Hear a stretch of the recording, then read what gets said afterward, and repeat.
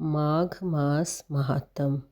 आज मैं आपको सुनाने जा रही हूँ 24वां अध्याय। ये महीना बहुत पुण्यवान है माघ मास का। अब थोड़ा ही समय रह गया है। इस माघ मास में अगर थोड़ा सा भी पूजा पाठ जप हवन दान कर लिया जाए तो इसका हमें बहुत अधिक फल मिलने वाला है। अब मैं अपने गणेश जी महाराज और गुरुदेव जी को प्रणाम करके अध्याय को आगे बढ़ाती हूँ। बोलो गणेश जी महाराज की जय। जय गणेश जय गणेश जय गणेश देवा, माता जाके पार्वती पिता महादेवा। बोलो गणेश जी महाराज की जय, गुरु जी महाराज की जय।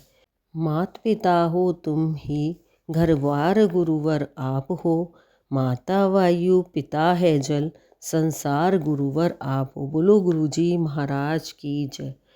23वें अध्याय में हमने सुना कि राजा चित्ररथ कैसे पाखंडियों की बातों में आकर के जैसा वो कहती हैं करने लगता है, विष्णु भगवान से द्वेष करने लगता है, उनकी पूजा नहीं करता, उनको बुरा भला कहता है। लेकिन इससे उसको क्या होता है कि बहुत अधिक पाप लगता है, क्योंकि हरि और हर दोनों एक हैं। शिव भगवान हमेशा राम जी के ध्यान में डूबे रहते हैं, विष्णु भगवान के ध्यान में डूबे रहते हैं, और विष्णु भगवान सदैव शिव जी के ध्यान में डूबे रहते हैं। दोनों एक दूसरे के पूरक हैं, इनमें कभी भी हमें भेद नहीं समझना चाहिए। इसी का परिणाम हुआ कि राजा अपनी मृत्यु के बाद घोर नरक में पड़ता है और वहाँ उसको अत्यंत दुख भोगने पड़ते हैं। आज सुनते हैं 24वां अध्याय, पिशाच रूप में राजा चित्ररथ के संताप की दुख की कथा। लोमश जी बोले, हे ब्राह्मण, उस समय यमलोक में उस राजा को दुख देने वाली गति को सुनो। वह राजा नरक के दारुण दुख से दुखी होने पर एक नरक से दूसरे नरक को गया। पश्चात कभी मूर्छित होने पर, कभी चेत आने पर अपार कष्टों को सहन करता हुआ पहले वह तामिश्र के दारुण नरक में गया, फिर अनघतामिश्र में गया, फिर अति उग्र महारौरव व कालसूत्र में गया, फिर अति घोर तापन और संप्रतापन नाम के घोर नरकों में गया, फिर काकुल, कुड़मल, असीपत्र वन और पूती मृत्तिका नाम के नरकों में गिरा।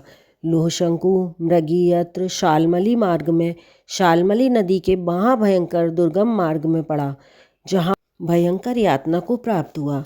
भगवान विष्णु में द्वेष करने मात्र से वह 21 युग तक भयंकर नरकों में यातना और दारुण दुख भोगता रहा।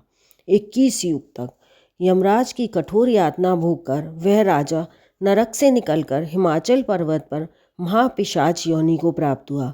भूखा प्यासा एक जंगल से दूसरे जंगल में जाता था, जहाँ उसे भोजन व जल कुछ भी दिखाई नहीं देता था।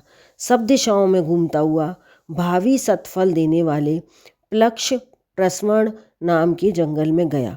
वहाँ बहेड़े के पेड़ की छाया का आश्रय लेकर वह अति दुखी होकर बार बार जोर जोर से मैं मरा कहकर चिल्लाता हुआ कहने लगा कि भूख से व्याकुल मेरे इस घोर दुख से कौन मेरा उद्धार करेगा। लोमश जी बोले, इस प्रकार देवदूती ने जो वेद पाठ कर रहे थे, करुण भरे स्वर में रोते हुए उसके रुदन को, उसकी आवाज़ को सुना। उन्होंने वहाँ आकर उस पिशाच को देखा, जिसका चेहरा विकराल, लाल लाल डरावनी आँखें, दुबला व काला शरीर, शरीर पर काले बाल ऊपर ऊपर खड़े थे, जो दूसरा यमदूत सा दिख पड़ता था, जिसकी जीभ हिल रही थी, लंबे होंठ थे और काली सूखी जांघें नाड़ियों से मिली हुई थी, लंबे लंबे पैर, सूखे चेहरे में गड्ढे जैसी आँख तथा सूखी ठठरी वाले उस पिशाच को देखकर कौतुक में आकर वेदपाठी देवदूती जी ने पूछा, ऐसी डरावनी आकृति वाले तुम कौन हो और ऐसी करुण आवाज़ में क्यों रोते हो? तुम्हारी ऐसी अवस्था क्यों हुई? मैं तुम्हारा क्या उपकार करूं? तुम्हारे लिए क्या करूं? मेरे आश्रम में आ जाने पर प्राणी दुखी नहीं रहते, सिर्फ आनंद ही आनंद करते हैं। हे भद्र, तुम जल्दी से कहो कि तुम्हारे इस दुख का क्या कारण है। इन प्रीति युक्त प्रेम भरे वाक्यों को सुनकर पिशाच ने रोना बंद कर दीनता से कहा, हे ब्राह्मण, मुझे किसी बड़े पुण्य से आपके दर्शन हुए। ऐसा कहकर वह अपने पहले वृतांत को कहने लगा। प्रेत बोला, विष्णु भगवान से द्वेष करने के कारण मेरी ऐसी दशा हुई है। हे ब्राह्मण, जिस हरि का नाम प्राण निकलते समय लेने से मनुष्य विष्णु पद को पाता है। हे ब्राह्मण, उस भगवान से जो प्राणियों का अंतरात्मा है तथा सबका पालन करता है, तीनों लोकों में धर्म देने वाला है, जिसकी ब्राह्मण तप द्वारा प्रार्थना करते हैं, ब्रह्मादि सब देवता, सनकादिक सब योगी जिसको मुक्ति के लिए पूजते हैं, जो आदि मध्य और अंत में विश्व का विधाता है, सनातन है, अनादि है, उसी से मैंने द्वेष किया। मेरे पहले जन्म में किए सब पुण्य विष्णु द्वेष रूपी अग्नि में जलकर भस्म हो गए। यदि कैसे भी मेरे इस पाप का अंत हो जाए तो इससे मुक्त होकर मैं सिवाय नारायण के अन्य किसी देवता का पूजन नहीं करूँगा। विष्णु भगवान से द्वेष करके मैंने नरक के दारुण दुख बहुत समय तक भोगे और नरक से निकलकर अब मैं पिशाच योनि में आया हूँ।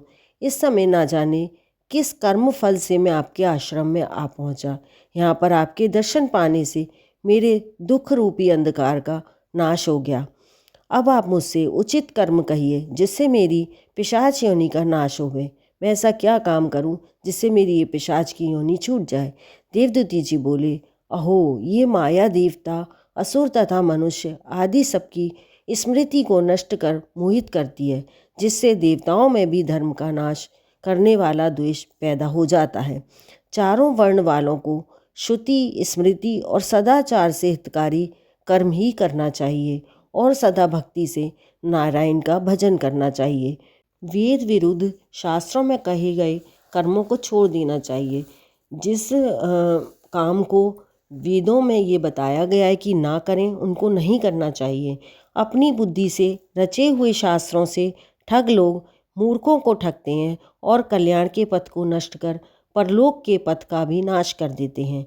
जैसे द्रविड़ देश का राजा सन्मार्ग में निष्ठा रखने वाला सच्चरित्र नारायण से विमुख होने पर नरक में गया था। असत पुरुषों की संगति से मनुष्य हमेशा विपत्तियों के जाल में फंसता है। सत्पुरुषों को चाहिए कि वे हरि हर से कभी द्वेष ना करें, विष्णु भगवान में और भोले बाबा में कभी द्वेष ना करें, अंतर ना करें।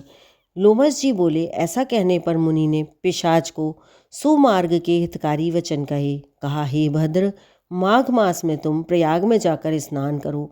वहाँ पर संगम स्नान से तुम पूर्व जन्म के पापों से छुटकारा पाकर पिशाच योनि से निसंदेह मुक्त होकर स्वर्ग की प्राप्ति करोगे। ये सनातनी श्रुति है, इससे बढ़कर दूसरा कोई प्रायश्चित नहीं है। मृत्युलोक में ये स्वर्ग तथा मोक्ष का खुला हुआ पथ है। गंगा यमुना के संगम के बराबर पृथ्वी पर कोई अन्य स्थान नहीं है। कहाँ तो विष्णु, सूर्य, तेज, अग्नि, गंगा जमुना का संगम, और कहाँ उसमें मनुष्यों के पाप रूपी तीर्ण समूह की आहुतियाँ जैसे घने अंधकार को चंद्रमा दूर करता है, वैसे ही संगम स्नान सब पापों का नाश करता है। जिसके जल के कण का स्पर्श करने से केरल देश का ब्राह्मण मुक्त हो गया था। ऋषि के ऐसे वचन सुनकर पिशाच के मन में बड़ी शांति उत्पन्न हुई और दुख से छूटने की बड़ी प्रसन्नता प्राप्त की। फिर विनयपूर्वक मुनि से केरल देशीय ब्राह्मण की कथा पूछी। अब ये 24वां अध्याय समाप्त होता है। जो मनुष्य भी इनको सुनते हैं, दूसरों को सुनाते हैं, उनकी सभी मनोकामनाएं पूर्ण होती हैं और सारी विघ्न बाधाएं समाप्त हो जाती हैं, क्योंकि माघ मास में इन अध्यायों को सुनने का बहुत अधिक महत्व है। ये हमारे शास्त्रों के बारे में हमको बताती हैं। जय जय श्री राधे, जय जय श्री कृष्ण, जय जय श्री विष्णु भगवान, जय जय श्री लक्ष्मी माता की जय।